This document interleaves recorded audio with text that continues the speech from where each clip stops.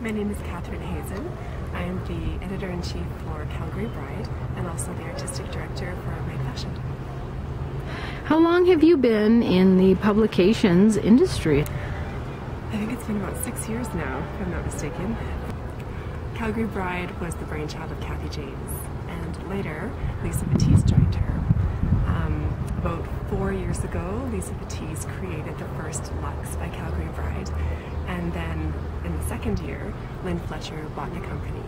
And now, Lynn Fletcher is the director of both publications. So what is your role with magazines that you work for, Luxe and Calgary Bride? Well, they're owned by the same company, so Calgary Bride is the company that owns both magazines. Calgary Bridal Guide is the wedding planner. It's something that we publish every year. We call it the Bride's Bible. It has everything that a bride needs to know about planning her wedding. And Luxe by Calgary Bride is a bit more of a lifestyle magazine. It's for brides who really want to infuse their special wedding day with a lot of art and who only want to work with the best in the industry. Wow, so how is it that you guys find the best in the industry, and how do they make the cut? Well, a lot of times they approach us because they've heard of the magazine and they would like to be a part of it. So we learn about a lot of people that way. We also do a lot of research, and we try to find the people who are trending and the people who are doing really amazing work. How is it that you choose the models that get to grace your pages? Well, I'm very fortunate because I work on a lot of events around the city, fashion events and fashion shows, art events, and of course through the magazine I get to know a lot of people. So I usually recruit talent based on people who I've seen work before. So for me, the most important thing about a model is their natural talent. It's what comes from within.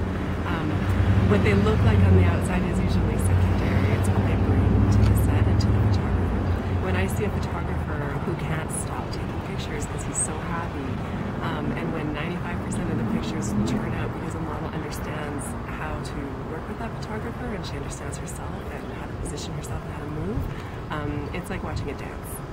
And when you find somebody who's that talented, you really want to see them shine.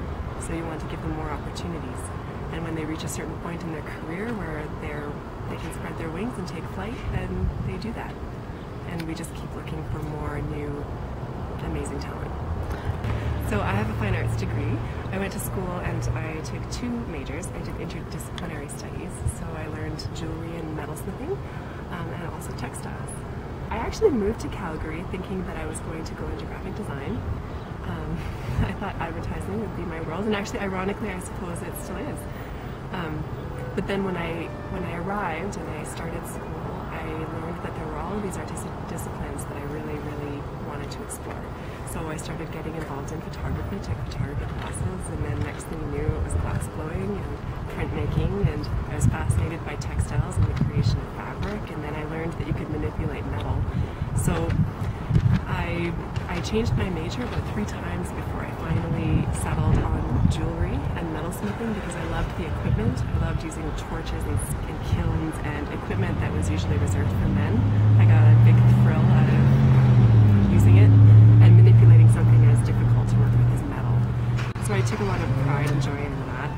I also love fashion because I love the idea of wearable art. I love that as humans we express ourselves through fashion. We tell a lot about who we are by what we wear. Not every day, but we use it as a medium. So I find that really fascinating. So I couldn't decide between the 2 majors, so I stayed a couple extra years and did both, and graduated with my fine arts degree. But then I discovered that I really loved writing. You have many talents, and you don't put yourself in a box. Any words to say to women who are trying to start?